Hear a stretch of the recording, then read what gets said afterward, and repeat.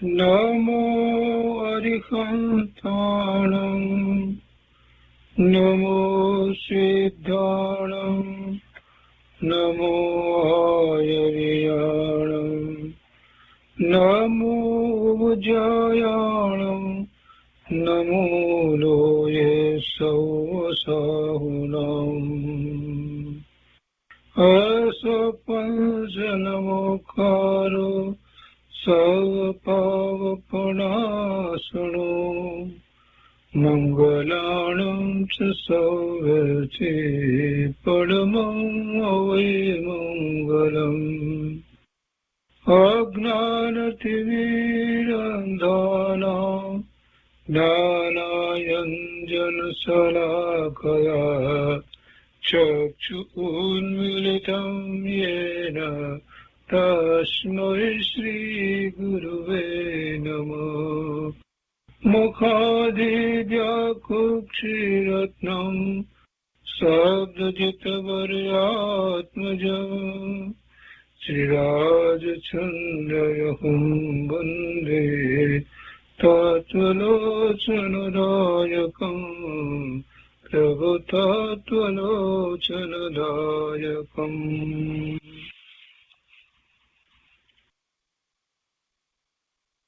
કૃપાળુદેવના વચનામૃતનો સ્વાધ્યાય.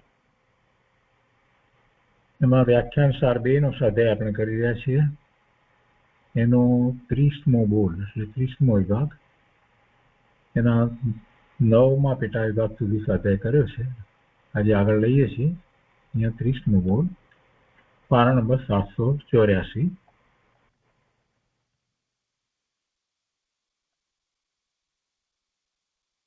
દસમો પેટા બોલ. શ્રવણ એ પવનની લહેર માફક છે, તે આવે છે અને ચાલ્યું જાય છે. સાંભળીએ અને પછી ભૂલી જઈએ.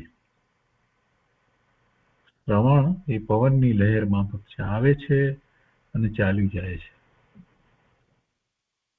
એટલે શ્રવણની સાથે સાચો પુરુષાર્થ કરવો હોય તો શાસ્ત્રનો અભ્યાસ કરવો જોઈએ. વારંવાર ફરી અને એને વાંચવું જોઈએ, એવો અભ્યાસ કરવો જોઈએ. માત્ર શ્રવણ કરીએ તો ન ચાલે. અત્યારે વર્તમાનમાં ઘણા લોકો સ્વાધ્યાય કરે છે, એટલે સ્વાધ્યાયકાર સ્વાધ્યાય કરાવે અને પછી 1 કલાક પૂરો થાય એટલે વાત પૂરી થઈ ગઈ બીજે દિવસે. પછી પોતે જાતે કાંઈ કરતા નથી. એટલે આવું એ શ્રવણ એ પવનની લહેર માફક છે, એ આવે છે અને ચાલ્યું જાય છે. વચમાં પછી ગેપ પણ પડી જાય. એટલે એમ પુરુષાર્થ થઈ શકતો નથી. સાતત્ય જળવાવું જોઈએ. પવનની લહેર માફક હોય એમ ન ચાલે. 11મો પેટા બોલ છે, મનન કરવાથી છાપ બેસે છે અને નિધિ ધ્યાસન કરવાથી ગ્રહણ થાય છે. મનન કરવાથી છાપ બેસે છે એટલે વસ્તુનો નિર્ણય થઈ જાય છે. મનન કરવાથી, મનન ન કરે તો જે નિર્ણય છે એ ફેરવાઈ જાય. અને મનન કરે, યાદ કરે ફરી પાછો, તો એક તો ભૂલાય નહીં અને એની સાથે ચિંતન કર્યું હોય, પ્રશ્નો વિચાર્યા હોય, એના સમાધાનો પ્રાપ્ત કર્યા હોય તો સાચી સમજ અને પાકી સમજ હોય. એટલે મનન કરવાથી વાત તો બેસી જાય છે, પાકી થઈ જાય છે. અને નિધિ ધ્યાસન કરવાથી ગ્રહણ થાય છે. એના ઉપર એવું ચિંતન ધ્યાન કરવામાં આવે, સ્વીકાર કરવામાં આવે, એનો સત્કાર કરવામાં આવે વસ્તુ સ્વરૂપનો, તો એ ગ્રહણ થયું એમ કહેવાય. એક વાતને જાણી લીધી દ્રવ્યસૂત્રના અભ્યાસ દ્વારા, શ્રી ગુરુ દ્વારા સાંભળીને, તો પછી એ વાત ઉપર વિચારણા ન થાય તો એનું ગ્રહણ થતું નથી. એની ઉપર વિચારણા થવી જોઈએ અને વસ્તુ સ્વરૂપ એમ જ છે, એવા નિર્ણય સહિત એનો સ્વીકાર થવો જોઈએ કે એમ જ છે. એવું નિધિ ધ્યાસન કરવાથી ગ્રહણ થાય છે. જીવને ખરેખર તો બીજું તો કાંઈ ગ્રહણ કરવાનું છે નહીં. વસ્તુ બહાર પર પદાર્થને તો ગ્રહણ કરી શકતો નથી. અને અહીંયા જે નિધિ ધ્યાસન દ્વારા ગ્રહણ થાય છે એ પણ વ્યવહારનયનું કથન છે. નિશ્ચયથી તો પોતાનો એવો જ્ઞાન સ્વભાવ છે, એ જ્ઞાન સ્વભાવની પર્યાય એ વખતે એવી થવાની છે તે થાય છે.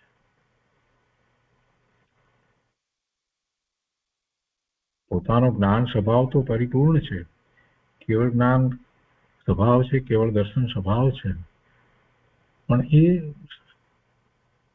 સ્વભાવનો આવિર્ભાવ, એનું પ્રગટ થવું એ જીવે કરવાનું છે. અને એની પ્રગટતા ક્રમે થાય છે. તો એવું ક્રમે પ્રગટવું એને માટે જીવે જે પુરુષાર્થ કરવાનો છે એ પુરુષાર્થની અહીંયા તો વાત કરી છે કે વસ્તુ જેમ છે તેમ શાસ્ત્ર અભ્યાસ દ્વારા ગુરુની નિશ્રાએ અથવા તો ગુરુ નામ પ્રવચન વગેરેમાંથી સાંભળીને એના ઉપર મનન મંથન ચિંતન કરી અને પછી એ વસ્તુ એવી જ છે એવો નિર્ણય કરે છે. તો એ નિર્ણય એટલા માટે કરી શકે છે કે એનો જ્ઞાન સ્વભાવ છે એટલે એ નિર્ણય કરે છે. એ ચેતન છે એટલે એ નિર્ણય થાય છે. અને એ નિર્ણય થાય છે તો એવી એ જ્ઞાનની પર્યાય જે છે એ નિશ્ચયથી તો પોતાને પોતાના કારણે થાય છે. ત્યારે આ બધું આવો પુરુષાર્થ હોય છે, નિધિ ધ્યાસન રૂપ પુરુષાર્થ એ વખતે હોય છે. અને એમાં દેવ ગુરુ શાસ્ત્ર નિમિત્ત હોય છે. એ પછી 12મો પેટાબોલ છે, એમાં કહે છે કે વધારે શ્રવણ કરવાથી મનન શક્તિ મંદ થતી જોવામાં આવે છે. આ બહુ વ્યવહારિક વાત, પ્રેક્ટિકલ વાત અહીંયા તો કરી દીધી છે. સાંભળ્યા કરે, આખો દિવસ સાંભળ્યા કરે તો સાંભળ્યા કરે એટલે શું થવાનું છે? વધારે શ્રવણ કરવાથી મનન શક્તિ મંદ થતી જોવામાં આવે છે. સાંભળ્યા કરે નહીં, સાંભળીને કેટલું યાદ રહ્યું, શું વાત હતી, અને એની સાથે એના બીજા બધા જે સંબંધો, એ વાત સાથે એની બીજી સંયોગિક વાતો અને સંલગ્ન વાતો, એ બધી વાતનો વિચાર કરે, એની આસપાસની બીજી બધી જે સિદ્ધાંતની વાત એની સાથે એને જોડે, આવું બધું કંઈક કરે ત્યારે એવું મનન કરે અને એને નિર્ણય થાય કે આ વાત હતી. પણ એને માટે એના સમય જોઈએ ને, અને એને બદલે ખૂબ બધું સાંભળે તો સાંભળવાથી શું થાય? સાંભળ્યાથી બધું થઈ જાય એમ તો થતું નથી. એટલે કહે છે કે વારંવાર એક આખો વખત સાંભળ્યા જ કરશે તો પછી મનન કરવાની એની જે શક્તિ જે છે એ જ ખીલશે નહીં. એ મનન કેવી રીતે કરશે? વધારે શ્રવણ કરવાથી મનન શક્તિ મંદ થતી જોવામાં આવે છે. એટલે આપણે પણ એવી સલાહ આપીએ છીએ કે આવા શાસ્ત્રોના સ્વાધ્યાય ચાલતા હોય તો દિવસમાં 3 સ્વાધ્યાય બરાબર છે, પછી બાકીનો સમય એનું વાંચન અને એની નોંધ વગેરે કરવામાં અથવા એના ઉપર વિચાર કરવામાં, ફરીને એનું ચિંતન કરવામાં, એ બધામાં સમય આપવો જોઈએ. સવારથી સાંજ સુધી ફોન ઉપર સાંભળ્યા કરે, એનું કાંઈ ન તો યાદ રહે, ન તો એનું ચિંતન થાય, ન તો એનો પરમાર્થ જે છે એ સધાય. એટલે જે કંઈ કરીએ છીએ એ પરમાર્થ પોતાના સ્વરૂપની પ્રાપ્તિ માટે કરવામાં આવે છે. સ્વાધ્યાય કર્યા એનો શું અર્થ છે? વધુ સ્વાધ્યાય કરીએ, વધુ સાંભળીએ એટલે વધુ આવડે, એવી કોઈ વાત નથી હોતી. અને જે એમ માને કે એટલે આવડે છે તો પછી કૃપાળુદેવે તો એમ કહ્યું છે કે જે એમ માને છે આવડે છે એ તો ભૂલ્યો છે. એટલે વધારે શ્રવણ કરવાથી મનન શક્તિ મંદ થતી જોવામાં આવે છે. એ પછી 13મો પેટાબોલ છે, પ્રાકૃતજન્ય એટલે લોકમાં કહેવાતું વાક્ય, જ્ઞાનીનું વાક્ય નહીં. પ્રાકૃતજન્ય શબ્દ જે છે ને એનો અર્થ કર્યો કે એટલે લોકમાં કહેવાતું વાક્ય, એ જ્ઞાનીનું વાક્ય નહીં. અને એની વાત હવે પેટાબોલ 14ની અંદર કરે છે. કહે છે કે જો આત્મા સમય ઉપયોગી છતાં, ઉપયોગી એટલે ઉપયોગ સ્વરૂપ છતાં, ઉપયોગી એટલે એ ઉપયોગ સ્વરૂપ છે. દરેક સમયે આત્મા દરેક સમયે એ ઉપયોગ સ્વરૂપ છે. છતાં અવકાશની ખામી અથવા કામના બોજાને લઈને તેને આત્મા સંબંધી વિચાર કરવાનો વખત મળી શકતો નથી. એટલે કે એ ઉપયોગ સ્વરૂપ છે, એટલે એ ધારે તો એના ઉપયોગને સ્વરૂપ તરફ વાળી શકે, અથવા તો શાસ્ત્ર અભ્યાસ તરફ ઉપયોગને વાળી શકે, અથવા તો એની વિચારણા તરફ એ ઉપયોગને વાળી શકે, એવો એ ઉપયોગી છે. સમયે સમયે એનો ઉપયોગ તો છે જ, પણ એ ઉપયોગ ક્યાં રોકાયેલો રહે છે? એ બહારમાં રોકાયેલો રહે છે. એટલે કે છે કે છતાં અવકાશની ખામી, અવકાશ એટલે પોતાના સ્વરૂપની પ્રાપ્તિ માટેનો જે પુરુષાર્થ કરવાનો છે એ માટે જ એને અવકાશ નથી. શાસ્ત્ર અભ્યાસ કરી અને જે શ્રુતનો નિર્ણય કરવાનો છે એ માટે એને અવકાશ નથી, એવી અવકાશની ખામી. એટલે કે છે કે આત્મા સમય સમયે ઉપયોગ સ્વરૂપ હોવા છતાં અવકાશની ખામી અથવા કામના બોજાને લઈને તેને આત્મા સંબંધી વિચાર કરવાનો વખત મળી શકતો નથી, એમ કહેવું એ પ્રાકૃતજન્ય એટલે લૌકિક વચન છે. એ જ્ઞાનીનું વાક્ય નથી, પ્રાકૃતજન્ય છે. એવી વાત હોતી નથી. જ્ઞાની એમ ક્યારેય કહેતા નથી. જ્ઞાની એવી વાત કોઈ કહેતું હોય તો એને એ સત્ય માનતા પણ નથી. એટલે અહીંયા આગળ કહે છે કે જો ખાવાનો, પીવાનો, ઊંઘવા ઇત્યાદિનો વખત મળ્યો અને કામ કર્યું, તે પણ આત્માના ઉપયોગ વિના નથી થયું. એટલે એમાં બધે વખતે એ તરફ તો ઉપયોગ જોડાયો છે, એમાં એને સમય મળ્યો છે. તો પછી ખાસ જે સુખની આવશ્યકતા છે અને જે મનુષ્ય જન્મનું કર્તવ્ય છે તેમાં વખત ન મળ્યો, એ વચન જ્ઞાની કોઈ કાળે સાચું માની શકે નહીં. ગમે તેટલી વાત કરવામાં આવે પણ જ્ઞાની એ વાતને સાચી માને નહીં કે ભાઈ વખત ન મળ્યો, તે વખત કાઢ્યો નહીં એટલે ન મળ્યો. શું કહે છે? એ વાતને જ્ઞાની કોઈ કાળે સાચું માની શકે નહીં. એનો અર્થ એટલો જ છે કે બીજા ઇન્દ્રિય આદિક સુખના કામો જરૂર ના લાગ્યા છે અને તે વિના દુઃખી થવાના ડરની કલ્પના છે.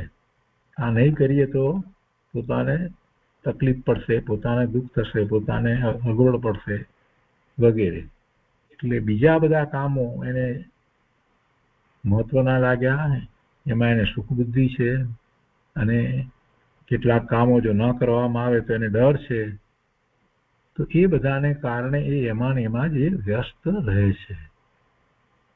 એટલે એમ એને કામનો બોજો છે અને એટલા માટે એને અવકાશ મળતો નથી, સમય મળતો નથી.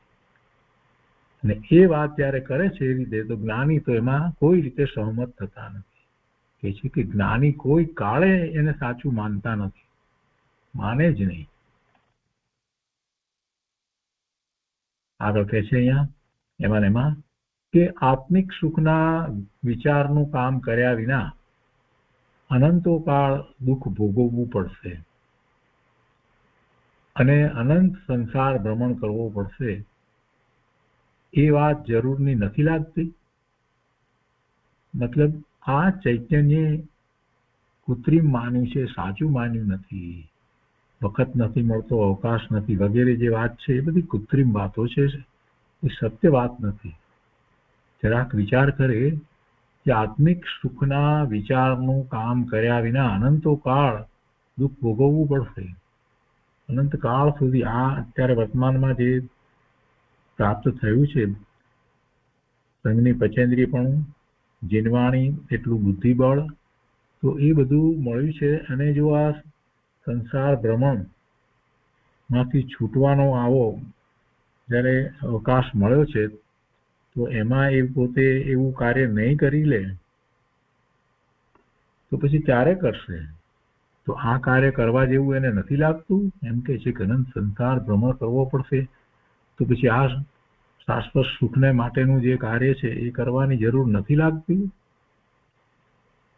પણ એને બીજી બધી વાતને મહત્વ આપ્યું છે એટલે વધારે સમય એમાં એ વ્યતીત કરે છે.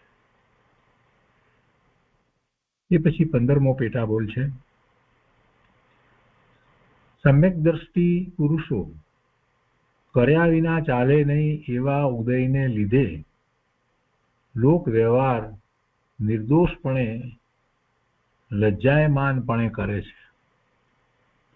પ્રવૃત્તિ કરવી જોઈએ, તેથી શુભાશુભ જેમ બનવાનું હશે તેમ બનશે એવી દ્રઢ માન્યતાની સાથે ઉપલક પ્રવૃત્તિ કરે છે. આ સમ્યક દ્રષ્ટિની વાત લીધી છે, જ્ઞાની ધર્મીની વાત લીધી છે, જેને આત્માની અનુભૂતિ થઈ છે, પોતે કોણ છે એનો અનુભવ સહિત નિર્ણય વર્તે છે. દ્રષ્ટિ એવી જ સ્વરૂપ તરફ છે, વર્તમાન પર્યાયથી પોતે ભિન્ન પડી ગયા છે. એવા સમ્યક દ્રષ્ટિ પુરુષો કહેતા જીવો બધા એવા સમ્યક દ્રષ્ટિ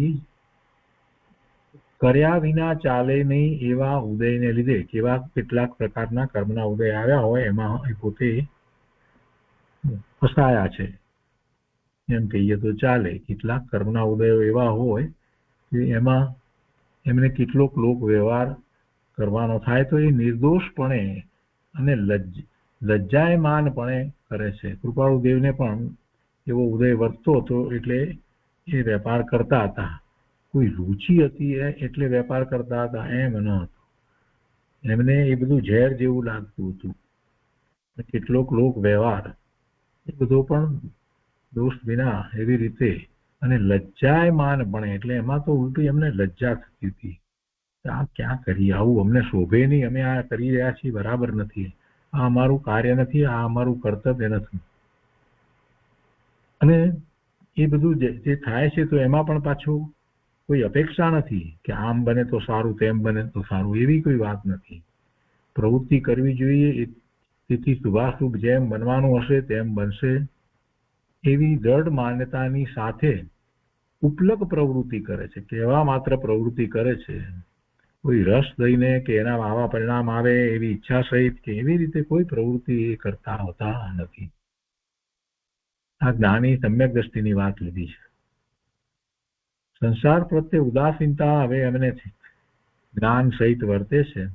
એટલો વૈરાગ હવે થયો છે, સમ્યક દર્શન થયું છે, તો વસ્તુ સ્વરૂપને જેમ છે તેમ એમણે પહેલા માત્ર શ્રદ્ધા રૂપે પ્રતીતિ રૂપે હતું, એ હવે અનુભવ રૂપે એમને પાક્કું કર્યું છે કે વસ્તુ સ્વરૂપ આમ જ છે, જગતનું સ્વરૂપ જેમ છે તેમ જ છે, જગતના સ્વરૂપમાં પોતે કાંઈ ફેરફાર કરી શકે તેમ નથી, છ દ્રવ્યોનું સ્વરૂપ જેમ છે તેમ જ છે, બધા દ્રવ્યો પોતે પોતાથી સ્વતંત્ર રીતે પરિણમે છે, જગત આખું વ્યવસ્થિત છે અને એમાં કોઈ કોઈની ઉપર ઉપકાર કરે એવી કોઈ વાત હોતી નથી.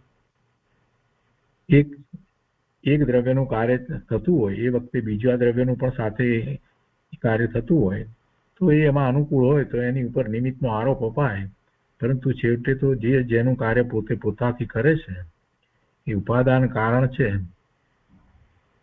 એ જ મૂળ વસ્તુ છે. એટલે કોઈ કોઈને કાંઈ મદદ પણ કરતું નથી, કોઈ કોઈને ઉપકારી પણ થતું નથી, કોઈ કોઈને કારણે અટકી પણ જતું નથી, અમુક નથી તો અમુક કાર્ય નથી થતું. આવી બધી વાતો જે છે એ નિશ્ચયથી તો બરાબર નથી, નિશ્ચયથી તો એવું હોતું નથી. હવે આવો બધો જેને નિર્ણય થયો છે એવા સમ્યક દ્રષ્ટિને આ બધા કાર્યો થતા હોય એમાં પોતાપણું કે રુચિ કે એવું કાંઈ થતું નથી.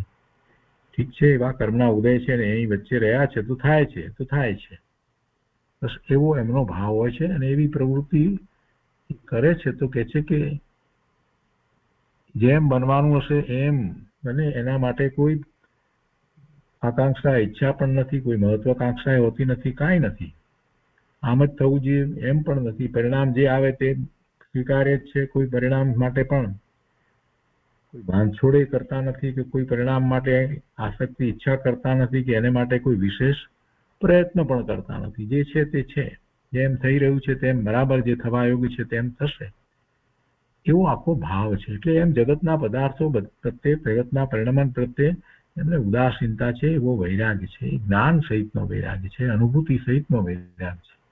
એટલે એમની દશા આવી હોય છે. એ પછી 16મો પેટાબોલ છે, એમાં કહે છે કે બીજા પદાર્થો ઉપર ઉપયોગ આપીએ તો આત્માની શક્તિ આવિર્ભાવ થાય છે, તો સિદ્ધિ લબ્ધિ આદિ શંકાને પાત્ર નથી. તે પ્રાપ્તિ થતી નથી તેનું કારણ આત્મા નિરાવરણ નથી કરી શકતો એ છે.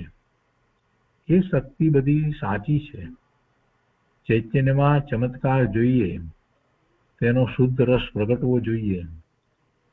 એવી સિદ્ધિવાળા પુરુષો અસાતાની સાતા કરી શકે છે, તેમ છતાં તેની અપેક્ષા કરતા નથી. તે વેદવામાં જ નિર્જરા સમજે છે. એવી સિદ્ધિ લબ્ધિ એવી હોય એ વિશે કઈ શંકા કરવા જેવું નથી, એમ અહીંયા તો કેવું છે. એવા જ્ઞાની મહાપુરુષોને, એવા ચારિત્રવંતને અંતરંગ દશા ઘણી જેમની ઊંચી છે અને એમનો એવો જ પુરુષાર્થ વર્તી રહ્યો છે, પોતાના સ્વરૂપમાં વિશેષ વિશેષ એકાગ્રતા લીનતા કરી રહ્યા છે, એમને એવી સિદ્ધિ હોય છે, એવી લબ્ધિ પ્રગટે છે, એમાં કઈ શંકા કરવા જેવું નથી. એ વાત અહીંયા કરે છે કે બીજા પદાર્થો ઉપર ઉપયોગ આપીએ તો આત્માની શક્તિ આવિર્ભાવ થાય છે. કોઈ પણ પદાર્થ ઉપર ઉપયોગ આપીને એના પ્રત્યે ભક્તિ તો પોતાની શક્તિ એ તરફની ખીલે છે, એમ કે એવો ઉઘાડ થાય છે, આવિર્ભાવ થાય છે.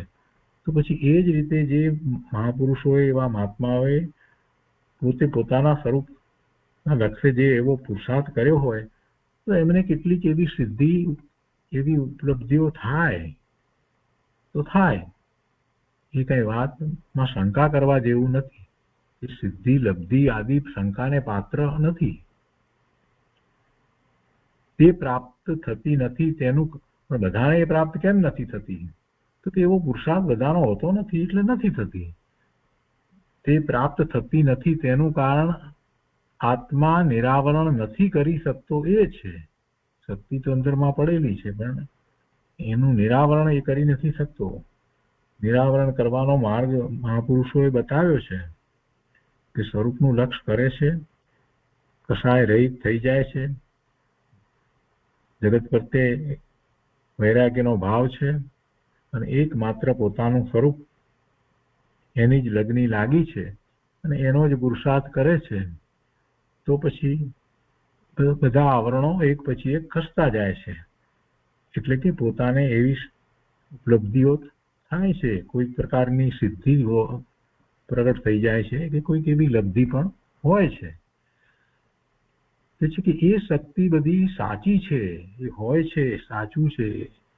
એ કઈ ગપ્પા મારે છે કે કલ્પના છે કે ઉપજાવી કાઢેલી વાત છે કે કોઈ પોતાનું મહાત્મ્ય વધારવા માટે એવી વાત કરે છે, એવું નથી હોતું. પણ બધાને હોતું નથી. મહાપુરુષ જ્ઞાની કોઈકને જ હોય એવી વાત, અને એ સામાન્ય રીતે બહાર પાડતા નથી. એમના નજીકના જે વ્યક્તિઓ હોય એમના ખ્યાલમાં એ વાત આવી હોય છે, બસ એટલું. બાકી એ અને એમાં એમને રસ પણ હોતો નથી. એટલે કે એ શક્તિ બધી સાચી છે. ચૈતન્યમાં ચમત્કાર જોઈએ, તેનો શુદ્ધ રસ પ્રગટવો જોઈએ. ચૈતન્યમાં ચમત્કાર જોઈએ એટલે ચૈતન્ય તો જેવું છે તેવું છે, પણ એના પરિણામ એવા ચમત્કારિત થાય છે. કેવી રીતે થાય છે? તો કેવો પુરુષાર્થ કરવાથી. તો તેનો શુદ્ધ રસ પ્રગટવો જોઈએ.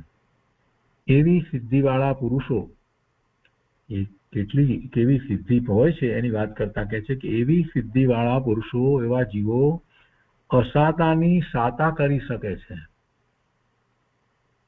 તેમ છતાં તેની અપેક્ષા કરતા નથી. એટલે એમ કે અસાતાને સાતામાં ફેરવી નાખીએ એવું કઈ કરતા નથી. એ તો જે છે તે કર્મના ઉદયો આવે છે એને એ સ્વરૂપનું લક્ષ્ય રાખી અને વેદે છે. એ વેદવામાં નિજરા સમજે છે. એટલે પોતાને માટે તો ક્યારેય એવી શક્તિ વગેરેનો ઉપયોગ કરતા નથી. ક્યારેક જ કોઈક જ્વલે જ એવા કોઈક વખતે જ એવા એવું સામું પાત્ર એવું હોય તો એને માટે કોઈક વખતે ક્યારેક એવી પોતાને જે લબ્ધિ છે એનો ઉપયોગ કરે. એમને એ દ્વારા બહાર આવવું છે એવી વાત પણ હોતી નથી. કેટલાય એવા લબ્ધિધારી વર્તમાનમાં પણ હશે, પણ એમને કઈ એ દ્વારા બહાર આવવું છે કે એ દ્વારા પોતાનું મહત્વ સાબિત કરવું છે કે મોટાઈ બતાવવી છે કે એવી કોઈ વાત હોતી નથી. અને એમને પોતાને માટે એનો કોઈ પ્રયોગ કરવો હોતો નથી. ઠીક છે, એ હોય તો હોય. આત્માની અનંત શક્તિ છે અને એ અનંત શક્તિ એ કોઈક રીતે એવી રીતે પણ પ્રગટ થાય. અનંત ગુણ છે તો અનંત શક્તિ છે. એ પછી 17મો પેટાબોલ છે, કહે છે કે તમો જીવોમાં ઉલ્લાસમાન વીર્ય કે પુરુષાર્થ નથી. વીર્ય મંદ પડ્યું ત્યાં ઉપાય નથી. એ વખતે આ તો બધો વ્યાખ્યાન સાર છે ને, એટલે એ વખતે કૃપાળુ દેવે વાત કરી હશે ત્યાં કોઈના પ્રશ્નો વગેરે, અથવા તો કોઈકની રીતે કે જેટલું જોઈએ એટલું પુરુષાર્થપૂર્વક કામ થતું નથી. વીર્ય મંદ પડ્યું તો પછી કઈ બીજો ઉપાય થઈ શકતો નથી. વીર્ય ઉલસવું જોઈએ. કઈ તરફ ઉલસવું જોઈએ? સ્વરૂપની પ્રાપ્તિ તરફ. એની એવી રુચિ થવી જોઈએ. કેમ કે અંદરમાં તો શક્તિ પડી છે, એવું બળ છે, પણ એવો પુરુષાર્થ પોતે ઉપાડે તો એ બળ ઉલ્લસિત થાય ને. તે પછી 18મો પેટાબોલ છે, એમાં કહે છે અસાતાનો ઉદય ન હોય ત્યારે કામ કરી લેવું, એમ જ્ઞાની પુરુષોએ જીવનું અસામર્થ્યવાનપણું જોઈને કહેલું છે કે જેથી તેનો ઉદય આવે ચળે નહીં. અસાતાનો ઉદય ન હોય ત્યારે કામ કરી લેવું. તેનું કામ કરી લેવું? આત્માનું કામ કરી લેવું. આત્માર્થે જે થઈ શકે તે બધું. અસાતાનો ઉદય ન હોય ત્યારે જેટલું વધારે થઈ શકે તેટલું કરી લેવું જોઈએ. સમય વેડફી ના નાખવો જોઈએ. પછી જયારે અસાતાના એવા ઉદય આવે છે ત્યારે જીવ ઢીલો પડી જાય છે. એનું સામર્થ્ય પછી એટલું રહેતું નથી. અંદરમાં સામર્થ્ય શક્તિ રૂપે પડ્યું છે, પણ એ પછી કરી નથી શકતો, કેમ કે અસાતાના ઉદયની સાથે જોડાઈ અને પછી ધર્મમાં, નિત્યક્રમમાં, ધ્યાનમાં, વ્રત આદિમાં કે પછી એટલું એને બળ લાગતું નથી. એનું બળ પેલો અસાતાનો ઉદય છે ને એના લક્ષ્ય બધું વેડફાઈ જાય છે. અસાતાનો ઉદય ન હોય ત્યારે કામ કરી લેવું, એમ જ્ઞાની પુરુષોએ જીવનું અસામર્થ્યવાનપણું જોઈને કહેલું છે કે જીવ, બધા જીવને માટે આ છે. બધા જીવ એવે વખતે એટલા સામર્થ્યવાન નથી હોતા. કોઈક મહાપુરુષ એવા વિરલા જે હોય છે એ જ અસાતાના ઉદય વખતે પણ જરાક પણ ચલિત થયા વિના પોતાનું કાર્ય કરે જાય છે. એવા બહુ ઓછા. એવા 7મા ગુણસ્થાનની દશાની અંદર એવા મુનિરાજ, એવા આચાર્ય ભગવાન, ઉપાધ્યાય ભગવાન એ પોતે પોતાનું કાર્ય કરે છે. 12મા પરિસર ઉપસર્ગ હોય તો પણ એથી એ ચલિત થતા નથી. એમ એમને ઘણી નિર્જરા થાય છે. પણ એ જીવો બહુ જ ઓછા, અતિ અલ્પ. એટલે અહીંયા કહે છે કે જીવે એ રીતે કાર્ય કરી લેવું જોઈએ, એમ જ્ઞાની પુરુષોએ કહ્યું છે. અને એનું કારણ કહે છે કે જેથી તેનો ઉદય આવે ચડે નહીં. એટલે અત્યારે અસાતાનો ઉદય નથી અને કામ કરી લીધું હોય તો જ્યારે અસાતાનો ઉદય આવે ત્યારે આ કાર્ય કરેલું છે તો પછી એ બહુ ચલિત થતા નથી. જેને તમે તો પ્રગટ કરી લીધું છે, જેને ચારિત્રનો પુરુષાર્થ ઉપાડી લીધો છે, હજી અસાતાનો ઉદય નહોતો આવે પહેલા બધું કાર્ય એવું કરી લીધું છે, તો પછી અસાતાનો ઉદય આવે ત્યારે પણ એનાથી વિશેષ ચલિત થતા નથી. એ જ રીતે આ બાહ્ય તપનું પણ એ જ મહત્વ છે. એને કારણે જ્યારે શરીરમાં કોઈ એવો વ્યાધિ કે કાંઈ પણ હોય, અસાતાનો ઉદય હોય, એ વખતે પણ એ પોતે પોતાના ધર્મ માર્ગથી ચલિત ન થાય. એ પછી 19મો પેટાબોલ છે.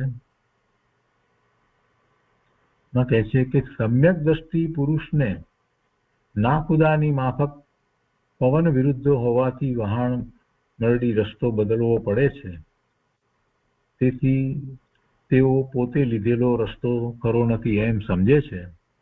તેમ જ્ઞાની પુરુષો ઉદય વિશેષને લઈને વ્યવહારમાં પણ અંતરાત્મ દ્રષ્ટિ ચૂકતા નથી.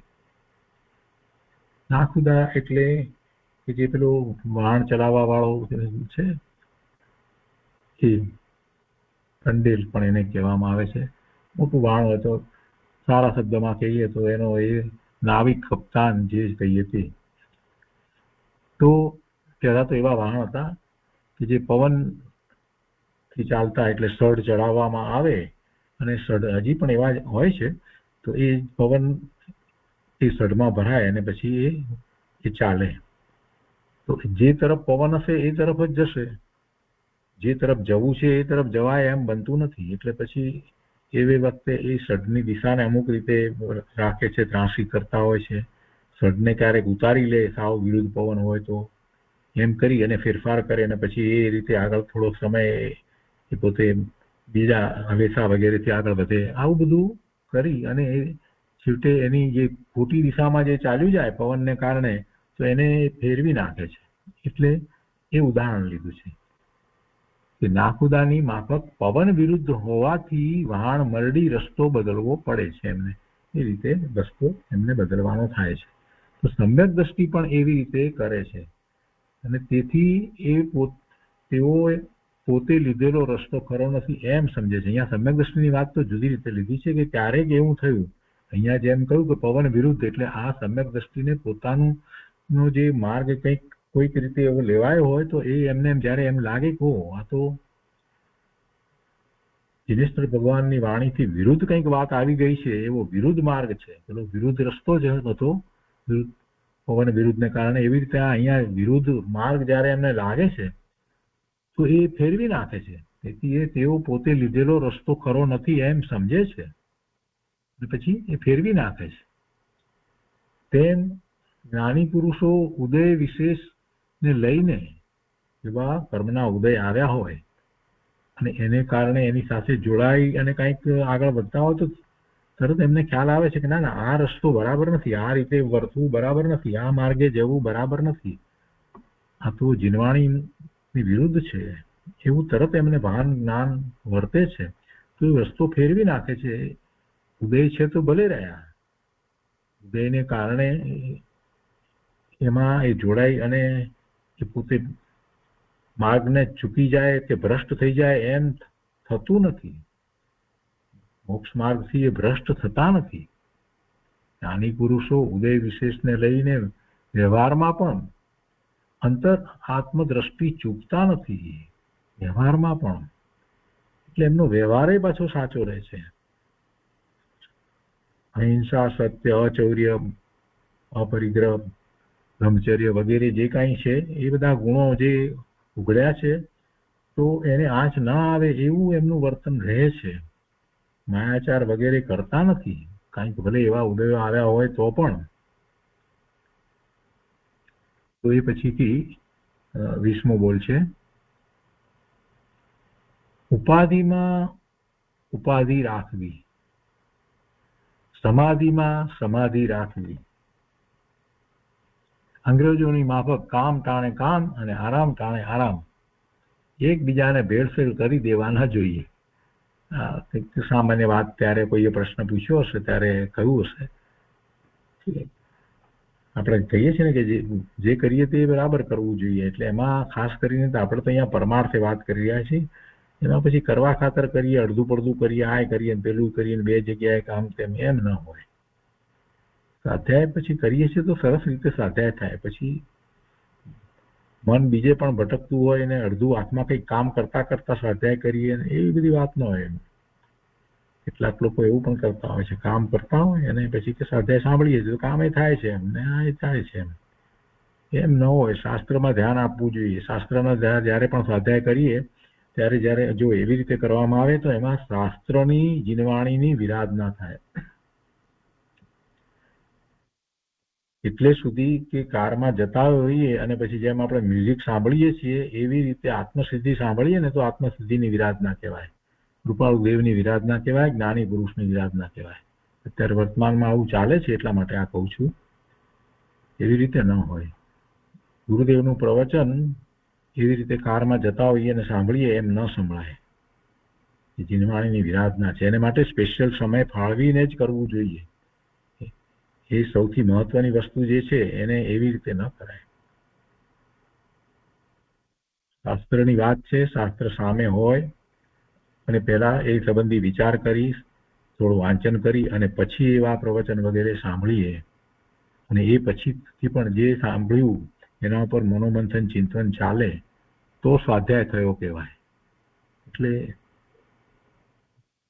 જ્યારે સ્વાધ્યાયની વાત આવે છે તો એમાં એમ જ હોય, સમાધિમાં સમાધિ રાખવી જોઈએ.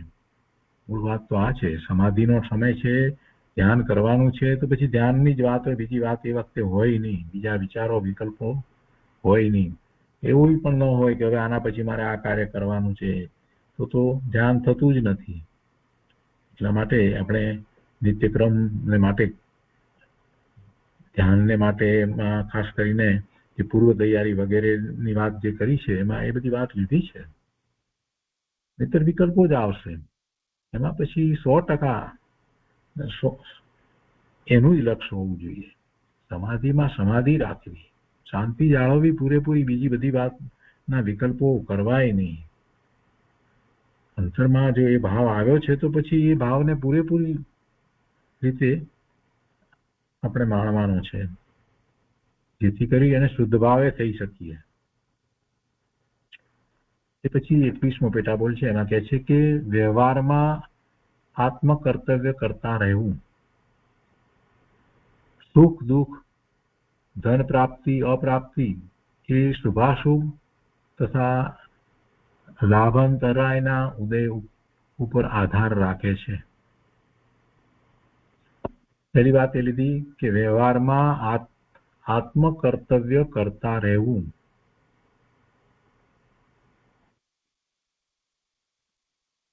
દ્રષ્ટિ સ્વરૂપની જ રહેવી જોઈએ. વ્યવહાર ચોખ્ખો રહેવો જોઈએ. આત્મકર્તવ્ય તો એ છે કે આત્માની અનુભૂતિ ન થઈ હોય તો અનુભૂતિ કરવી છે એ વાત ભૂલાવી ના જોઈએ.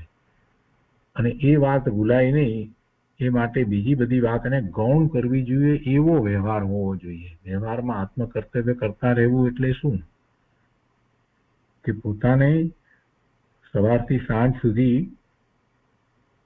નો જે આખો દિવસ પસાર કરવાનો થાય છે એમાં એકમાત્ર દ્રષ્ટિ એ જ હોય કે ક્યારે આ બીજા બધા કામો જ બધા પૂરા થઈ જાય, જલ્દી આટોપી લઈએ અને સ્વરૂપના લક્ષ્ય સ્વાધ્યાય કરીએ.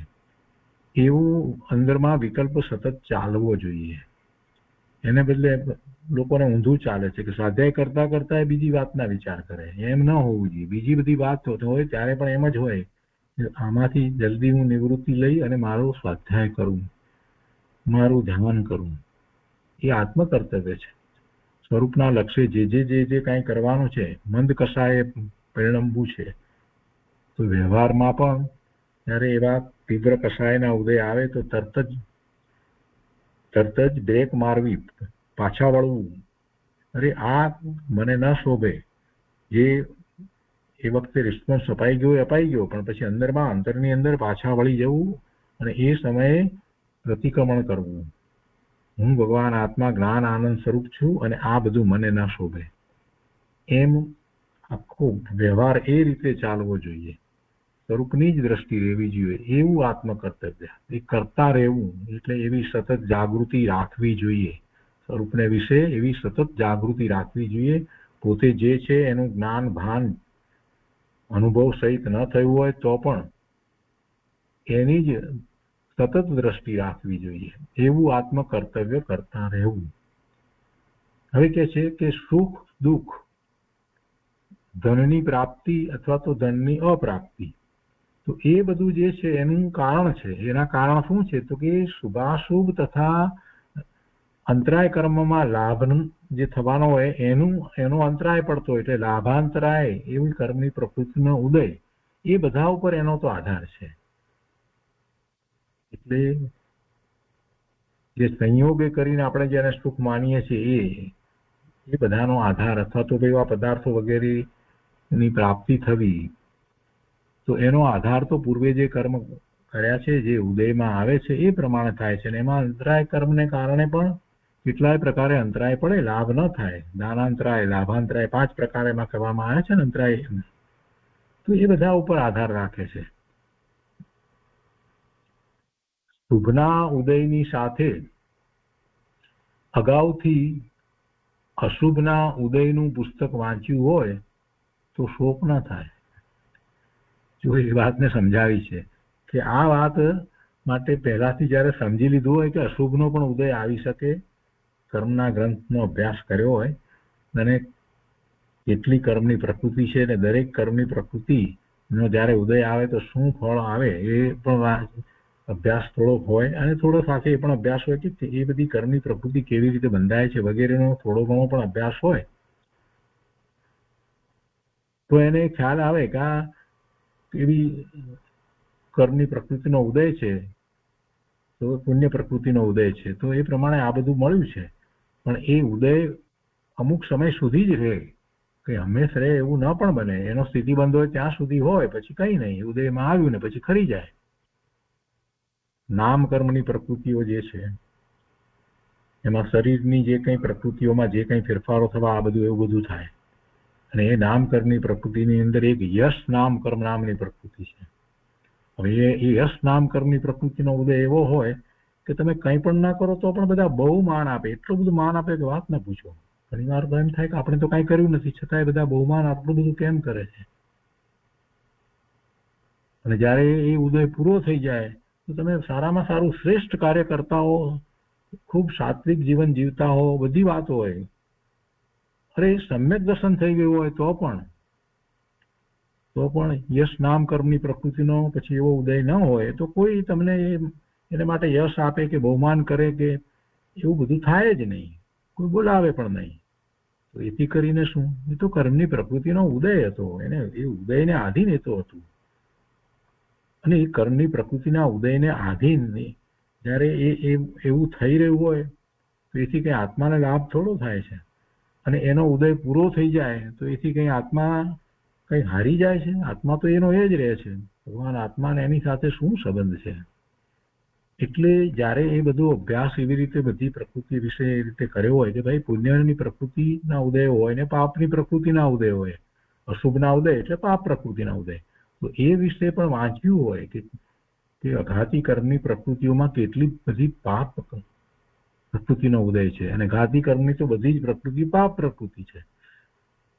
તો એ વાંચ્યું હોય તો પછી પેલું બધી અનુકૂળતાઓ બધી પુણ્યના કારણે જે હોય એ વખતે પોતે છકી ન જાય.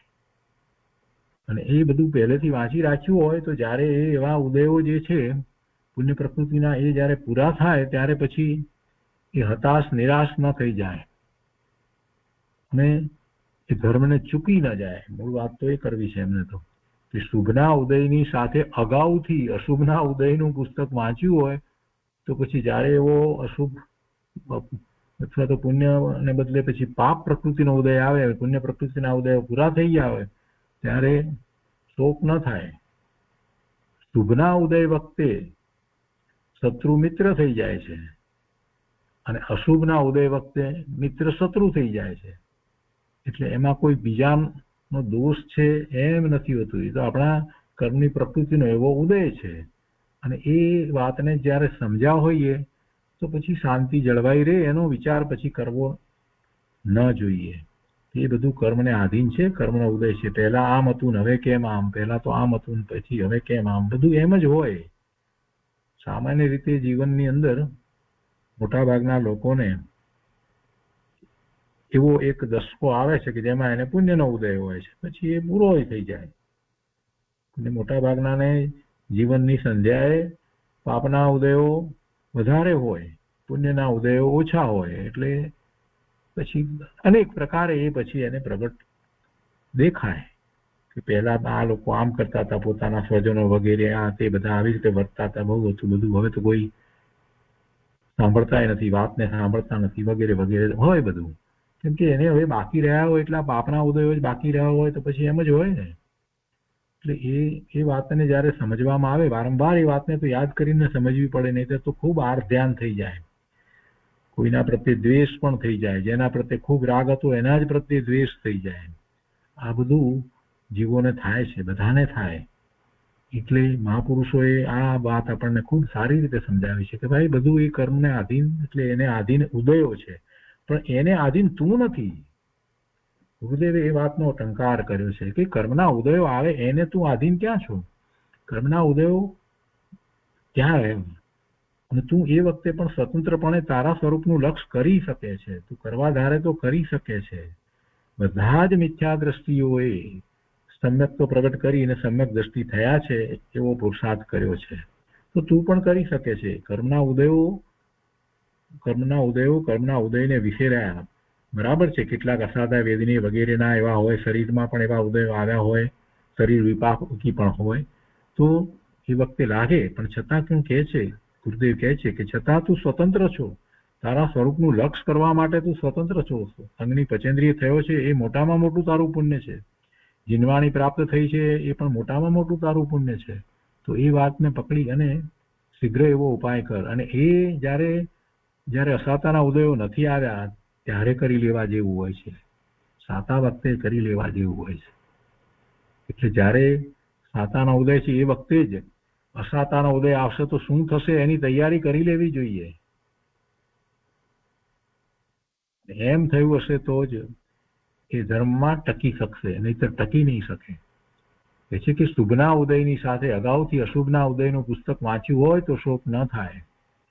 આગળ કહે છે કે શુભના ઉદય વખતે શત્રુ મિત્ર થઈ જાય છે અને અશુભના ઉદય વખતે મિત્ર શત્રુ થઈ જાય છે. સુખ દુઃખનું ખરું કારણ કર્મ જ છે, એટલે કર્મના ઉદયો છે. કાર્તિકેય અનુપ્રેક્ષામાં સ્વામી કાર્તિકે કહ્યું છે કે કોઈ માણસ કરજ લેવા આવે તેને ફરજ નહીં પણ કરજ ચૂકવી આપ્યાથી માથા ઉપરથી બોજો ઓછો થતા કેવો હર્ષ થાય છે. કરજ લેવા જે આવ્યો હતો ને એ પછી જયારે કરજ ચૂકવે છે એના માથે એનું કરજ ચૂકવાઈ જાય છે તો એને એમ કે માથા ઉપરથી બોજો ઓછો થતા એને હર્ષ થાય છે કે હાશ બધો બોજો ઉતરી ગયો. અહીંયા એ રીતે વાક્ય છે. તો તે પ્રમાણે પૂતગળ દ્રવ્યરૂપ શુભાશુભ કરજ જે કાળે ઉદયમાં આવે તે કાળે સમ્યક પ્રકારે વેદી ચૂકવી દેવાથી નેજરા થાય છે અને નવું કરજ થતું નથી. આ પૂતગળ દ્રવ્યરૂપ શુભાશુભ કરજ એટલે કે એવા કર્મના ઉદયો એ એનું કરજ છે. પૂર્વે એવા ભાવ કર્યા હતા તો હવે એને ચૂકવવા પડે. એ આવે ત્યારે સમ્યક પ્રકારે શાંતિથી એને વેદી લેવું. બંનેને વેદી લેવાના. પુણ્યના ઉદય આવ્યા હોય તો પણ શાંત ચિત્તથી વેદવા. એમાં પણ અભિમાન વગેરેમાં ચાલ્યા ન જવું, ભોગ ભોગવવાના વિકલ્પોમાં ચાલ્યા ન જવું, નહીતર પછી કર્મ બંધાશે. અને એવા પ્રતિકૂળતાના ઉદયો વર્તતા હોય તો એવી વખતે પણ કે અસાતાના ઉદયો વર્તતા હોય ત્યારે પણ એને શાંતિથી વેદી લેવા. તો એમ કરતા દેવું ચૂકવાઈ જાય છે, કરજ ચૂકવાઈ જાય છે. એમ કરતા બધા જે કર્મ જે છે ઉદયમાં આવ્યા એ બધા નેજરી જાય છે. એટલે નેજરી તો જવાના જ હતા, વિપાક છે એટલે નેજરવાના તો હતા, પણ એ નેજરા થાય છે એટલે કે નવા કર્મ બંધાતા નથી અને આ કર્મ ખરી જાય છે.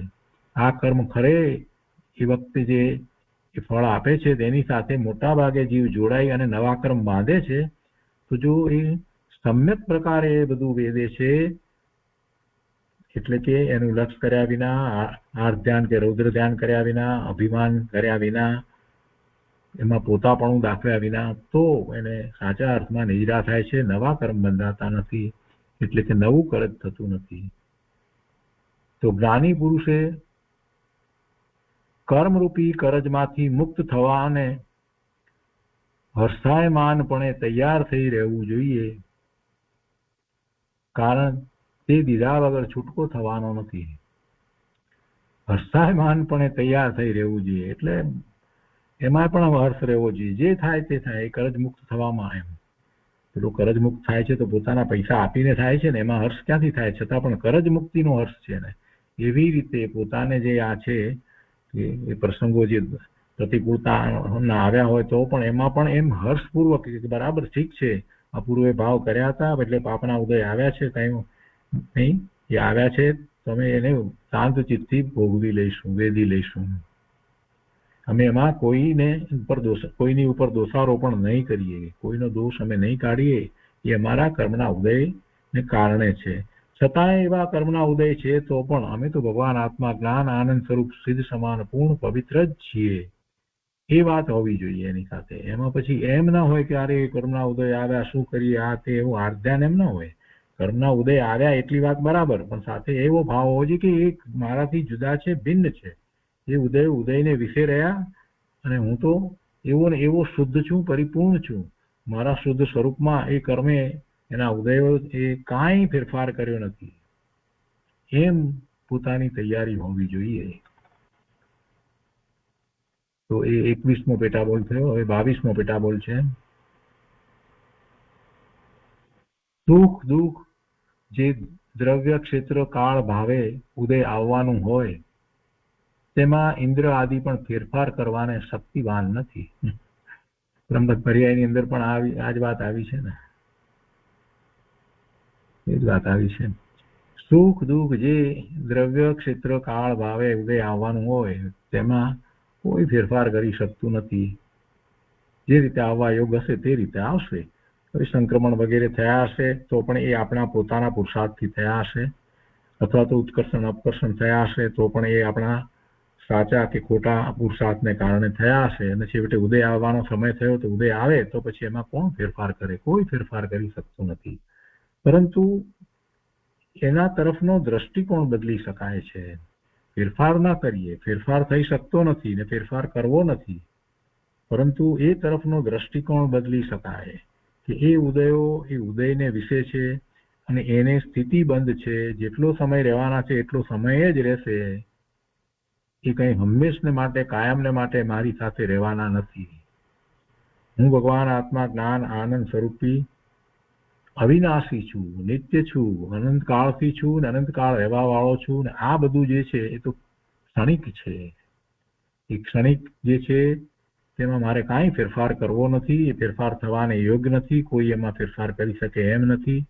પણ એ મને સ્પર્શે નહીં એવી રીતે હું મારા સ્વરૂપમાં એકાગ્રતા કરી શકું છું. આગળ 23મો પેટાબોલ છે. ચરણાનુયોગમાં જ્ઞાનીએ અંતર્મુહૂર્ત આત્માનો અપ્રમત્ત ઉપયોગ માન્યો છે. જ્ઞાનીએ અંતર્મુહૂર્ત એટલે 2 ઘડી કરતા ઓછો આત્માનો અપ્રમત્ત ઉપયોગ માન્યો છે. ચરણાનુયોગની અંદર આ વાત છે. ચારિત્રની વાત જ્યારે કરી છે તો કોને ચારિત્ર કહેવાય? જેમાં સુખ શાંતિ આનંદનો અનુભવ થાય એને ચારિત્ર કહેવામાં આવ્યું છે. એ વખતે બાહ્યમાં જે ચારિત્ર હોય છે કે તો એ વખતે એવું નિમિત્ત હોય છે એમ દર્શાવવા માટે એની વાત કરવામાં આવે છે. પરંતુ મૂળ વાત તો એ છે, ચારિત્રની વાત કહીએ તો અંતરંગ ચારિત્ર, અને અંતરંગ ચારિત્રની સાથે નિમિત્ત તરીકે બહારમાં એવું ચારિત્ર હોય. તો એવી જ્યારે વાત છે તો એ જ્ઞાની નો ઉપયોગ જે છે એ સ્વરૂપને વિશે રહે છે. એટલે અપ્રમત રહે છે. પ્રમતપણું નથી, પ્રમાદ નથી. સ્વરૂપને વિશે રહ્યા એટલે અપ્રમત થયા, પ્રમાદ ગયો. તો એ અંતર્મુહૂર્ત સમય સુધી રહે છે. ચરણાનુયોગમાં જ્ઞાનીએ અંતર્મુહૂર્ત આત્માનો અપ્રમત્ત ઉપયોગ માન્યો છે, હોય છે. આગળ 24મા પેટાબોલમાં કહે છે કે કર્ણાનુયોગમાં સિદ્ધાંતનો સમાવેશ થાય છે. ચરણાનુયોગની મહત્વની વાત કર્યા પછી કર્ણાનુયોગની મહત્વની વાત કરતા કહે છે કે એમાં સિદ્ધાંતનો સમાવેશ થાય છે. કર્ણાનુયોગ કે ગણિતાનુયોગ કહેવામાં આવે એની અંદર બાકી બધી વાત સિદ્ધાંત સહિત જ છે. એ સિદ્ધાંત કોઈએ બનાવ્યા છે એમ નથી, એ એમ જ વસ્તુનું સ્વરૂપ છે. અને એનું નિરૂપણ મહાપુરુષોએ કર્યું છે. એ બધા સિદ્ધાંત શાસ્ત્રનું કર્ણાનુયોગની અંદર જે વાત કરવામાં આવી છે એ એમ જ છે વસ્તુ સ્વરૂપ, અને એને આપણે એમ જ સ્વીકારવાની હોય છે. એ સિદ્ધાંત હોય છે. 25મો પેટાબોલ છે. ચરણાનુયોગમાં વ્યવહારમાં આચરી શકે તેનો સમાવેશ કર્યો છે. એટલે સાચું જે કહેવું હતું એ તો પહેલા કહી દીધું અહીંયા કે ચરણાનુયોગની અંદર ચારિત્રની આખી વાત જે કરવામાં આવી એ ખરેખર જોઈએ તો એવું ચારિત્ર જે કહેવામાં આવ્યું છે એ સમ્યક દ્રષ્ટિની અપેક્ષાથી વાત કરી છે. પણ સમ્યક દર્શન નથી થયું એને માટે પણ સમ્યક દર્શન પ્રગટ કરવા માટે જે યોગ્યતા જોઈએ એવું ચારિત્ર એની પણ વાત કરવામાં આવી છે. અને પછી એ જે વાત કરવામાં આવી ત્યારે એમ કહ્યું છે કે ભાઈ તને સમ્યક દર્શન તો નથી, પણ તું સમ્યક દર્શનનો પુરુષાર્થ કરે છે તો તને આ પ્રમાણે આ રીતે ચારિત્ર હોવું જોઈએ. એમાં એની એ પાત્રતા યોગ્યતા કેળવાય છે. એટલે ચરણાનુયોગમાં વ્યવહારમાં આચરી શકે તેનો સમાવેશ કર્યો છે. અને એ આચરણની વાત તો એની ભૂમિકા અનુસાર હોય છે. ખરેખર તો એમ હોય છે. કોઈ એમ કે એનામાં અમારી દંત્રંગ દશા તો ઘણી ઊંચી છે અને હજી રાત્રિ ભોજન ત્યાગ પણ કર્યો ન હોય, એવું ના હોય. એ પછીથી 26મો પેટાબોલ છે. એમાં કહે છે કે સર્વવીરતિ મુનિને બ્રહ્મચર્ય વ્રતની પ્રતિજ્ઞા જ્ઞાની આપે છે. તે ચરણાનુયોગની અપેક્ષાએ સર્વવીરતિ મુનિને બ્રહ્મચર્ય વ્રતની પ્રતિજ્ઞા જ્ઞાની આપે છે, જેમની પાસે દીક્ષા લીધી છે ત્યારે. તો એમના જે ગુરુ આચાર્ય ભગવાને આપી હોય છે, તો એ ચરણાનુયોગની અપેક્ષાએ વાત થઈ, પણ કર્ણાનુયોગની અપેક્ષાએ નહીં. કારણ કે કર્ણાનુયોગ પ્રમાણે 9મા ગુણ સ્થાનકે વેદનો ઉદયનો ક્ષય થાય છે. 9મા ગુણ સ્થાનકે વેદોદયનો ક્ષય થઈ શકે છે, તો ત્યાં સુધી થઈ શકતો નથી. વેદ, પુરુષ વેદ, સ્ત્રી વેદ, નપુંસક વેદ, એવા 3 વેદ અને એવી કર્મની ચારિત્ર મૌન્ય કર્મની પ્રકૃતિઓ પણ છે. અને એના ઉદયો છે એ પ્રમાણે જીવને એવો વેદનો ભાવ હોય છે કે હું પુરુષપણાનો ભાવ, સ્ત્રીપણાનો ભાવ, નપુંસકપણાનો ભાવ, એ વેદનો ઉદય કહેવાય. એમાં નિમિત્ત કારણ તરીકે એ એવી કર્મની પ્રકૃતિ છે. તો એ કર્મની પ્રકૃતિની અપેક્ષાથી વિચાર કરવા જઈએ તો એ ક્યારે જાય છે, એનો ક્ષય ક્યારે થાય છે? તો કે 9મા ગુણ સ્થાનકે એનો ક્ષય થાય છે. એટલે એ કર્મની પ્રકૃતિ તો ભલે ઉદયમાં પડી જ હોય, પણ પેલા એ દીક્ષા લીધી છે તો એને પ્રતિજ્ઞા લીધી છે અને એને બ્રહ્મચર્યની પ્રતિજ્ઞા બરાબર એ પાળી રહ્યા છે. મન, વચન, કાયાથી 9 વાળ સહિત હોય, પણ છતાંય એને એમ હોય કે જે વેદ જે છે એ સ્ત્રી વેદ, પુરુષ વેદ કે નપુંસક વેદની જે વાત કરવામાં આવે છે, તો એવી કર્મની પ્રકૃતિ જે છે એ ગઈ ન હોય. એટલે કર્ણાનુયોગની અપેક્ષાથી વાત કરવામાં આવી કે એ હોય, પડી છે, એમ કેવું છે. એ 9મા ગુણ સ્થાનકે એનો ક્ષય થાય છે, ત્યાં સુધી થઈ શકતો નથી. પણ એનો અર્થ એવો નથી કે એ કર્મની પ્રકૃતિ છે એને એનો ઉદય વર્તે છે અને મુનિ છે તો સંજુલન પ્રમાણે એને તો એ કર્મની પ્રકૃતિનું તો ઉદય વર્તતો એટલો અતિ અલ્પ હોય અને એની સાથે એને જોડાવાનું ન થાય, કેમ કે એની દ્રષ્ટિ તો સ્વરૂપ તરફ રહે. જ્ઞાની ધર્મી 7મા ગુણસ્થાનની દશામાં હોય, અંતર્મુહૂર્તમાં સ્વરૂપને સ્મરતા એને એ તરફની દ્રષ્ટિ ન થાય. પણ પ્રકૃતિનો ક્ષય જ્યાં સુધી નથી થયો ત્યાં સુધી કોઈ અપેક્ષા એમ કહેવાય કે કદાચ એને પડવાનું થાય તો પછી પાછું એવા ઉદયો પણ આવી શકે. તો એ રીતે આપણે આ 26મો પેટાબોલ પૂરો કર્યો. એટલે કે આ જે 30મો ભાગ, 30મો બોલ વ્યાખ્યાન સાર 2 નો છેલ્લો એ પૂરો કર્યો. એટલે વ્યાખ્યાન સાર 2 અહીંયા સમાપ્ત થાય છે. અને હવે પછી અહીંયા આભ્યંતર પરિણામ અવલોકન એટલે હાથ નોંધ વર્ષ 22 થી 34 પર્યંતની જે છે એનો સ્વાધ્યાય આપણે આવતા સ્વાધ્યાયથી શરૂ કરીશું. આજનો સ્વાધ્યાય અહીંયા સુધી રાખીએ છીએ.